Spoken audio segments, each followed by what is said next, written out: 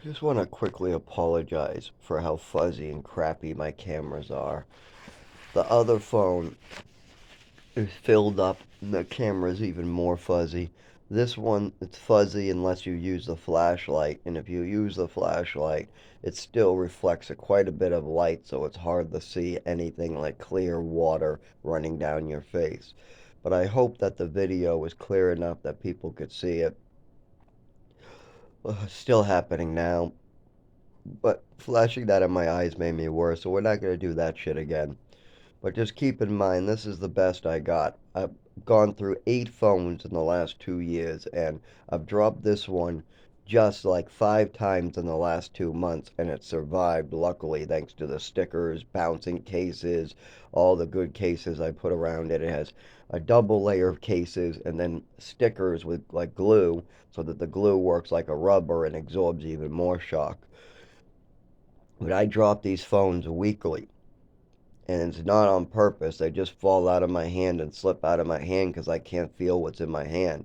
Phones and coffee mugs, always.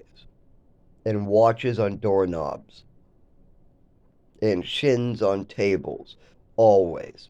Every day of my life, every week, I'm banging my shin into a table. Seems like every week I bump into something because my leg sticks out as I'm walking. It seems like every month I bump my wrist into a doorknob at least once, usually, I would say weekly, but I'm doing better with those. My watches break. At least monthly, a phone drops out of my hand. I would say in the last 3 months I've dropped it, or last 2 months, 5 times or more. And this will be for the rest of my life. And then when I try to ask my father to help me get the documents from childhood, help me get my physical health better, he just wants to party and have good times and do whatever makes him happy and not take responsibility for any of his actions. Helping me with this, he might have to take some responsibility, and we can't have that. He'll throw money at an addict dying because of their own choices, but something that he chose to do, fuck no. I'm not going to help you with something I did. No, is my father's answer. Always. It doesn't exist. It doesn't exist. I'm perfect, my father says. My father is an angel. He's perfect. He never makes mistakes. He never has to clean up his own mistakes. Never. So, I don't get anywhere with him. And now, every morning, I get worse, still for 25 years. Hasn't gone away. Now, there was a part of my life that was a little easier, and that's when I was treating myself with alcohol benzos. If I had to go someplace, as long as I had an Ativan on me or a nip or something like that, I could somewhat get it done. Especially indoors, if you gave me an Ativan, a nip, and I was allowed to stay indoors for the day, oh, things went great for me.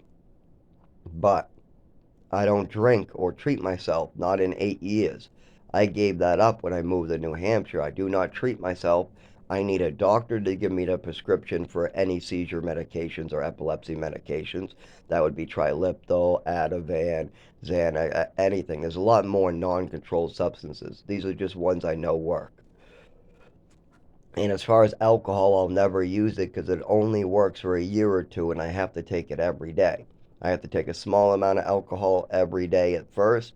It gets bigger and bigger and bigger, and within the next year, then I wake up seizing so bad that I can't get the alcohol down, and that's not good. And then you're becoming an alcoholic, and you're going to get seizures anyway because you're getting a tolerance to alcohol. If you drink every day for a year, even if it's small amounts, you will eventually develop alcohol dependency, which if you stop taking alcohol after alcohol dependency, it can cause seizures. Seeing as I wake up shaking like this already, um, I don't need any other stuff making me worse. I already have seizures. I already shake. I already look like I'm alcohol withdrawing at the age of 6, 7, 8, 9. I already look skinny. I look sick. Already now, 8 years without a drink. I shake every morning. I barely could walk. I mean, things get worse over time. As a kid, I was just a skinny weakling who couldn't move his body properly, as well as every 4 years or so I would have a seizure outdoors, mostly in the cold or fall or windy days. So this has been going on for life, but never this bad. The only time it was ever this bad is when my mother gave me the original overdose and I felt this.